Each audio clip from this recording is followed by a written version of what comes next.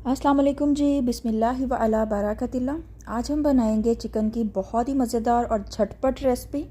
अक्सर ऐसा होता है कि अचानक से मेहमान आ जाते हैं तो घर में बहुत सारे इंग्रेडिएंट्स हमारे पास मौजूद नहीं होते, लेकिन उनको कुछ अच्छा बना के खिलाना भी होता है। तो उसके लिए ये रेसिपी जो है वो 100% गारंटीड है कि आप उन्हें बना के खिलाएं, उन्हें बहुत पसंद आएगी।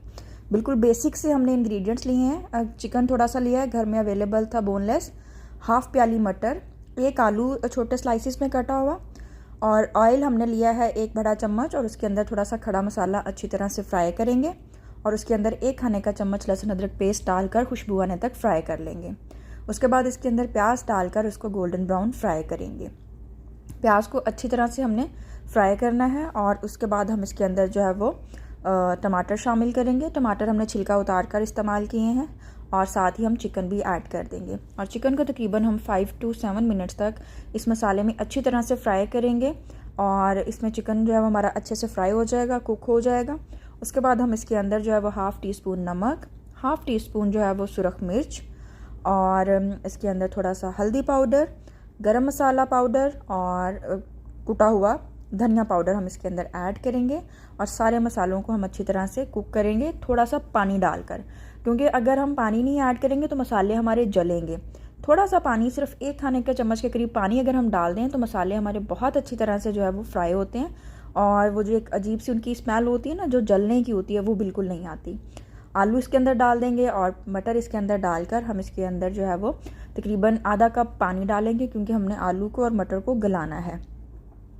क्योंकि पानी हमने इसके अंदर शोरबा वगैरह नहीं बनाना, इसलिए बहुत ज़्यादा पानी डालने की ज़रूरत नहीं है। बस हाफ़ कप पानी मोर देन इनफ है। मैक्सिमम जो है ये 15 मिनट्स के अंदर रेसिपी जो है वो बन के तैयार हो जाती है, और बहुत ही टेस्टफुल होती है और बहुत ही मज़ेदार।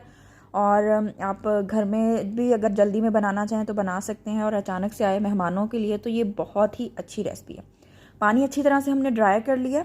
अब तकरीबन 3 से 4 खाने के चम्मच हम इसके अंदर दही ऐड करेंगे, और आँच आपने बिल्कुल स्लो रखनी है इसके अंदर। और 1 खाने का चम्मच अगर क्रीम अवेलेबल है तो वो ऐड कर दें, अगर नहीं अवेलेबल तो कोई मसला नहीं, उसके बगैर भी ये बहुत टेस्टफुल होती है। एक दफ़ा ये रेसिपी ज़रूर ट्राई कीजिएगा, और पसंद आए तो आपने कमेंट्स में मुझे ज़रूर बताना है कि आपको ये रेसिपी कैसी लगी, और लाइक, शेयर और कमेंट ज़रूर करना है। अब हम इसको तकरीबन जो है वो 5 मिनट तक बिल्कुल मीडियम जो है वो फ्लेम पे रख देंगे, और इसकी गार्निशिंग के लिए इसके अंदर थोड़ा सा सब्ज़ धनिया और 3-4 सब्ज़ मिर्चें कटी हुई ऐड कर देंगे, और इसके बाद हम इसको जो है वो सर्व करेंगे। हम इसको जो है वो सादा रोटी या पराठे के साथ सर्व कर सकते हैं। पराठे के साथ तो ये बहुत ही मज़ेदार लगती है।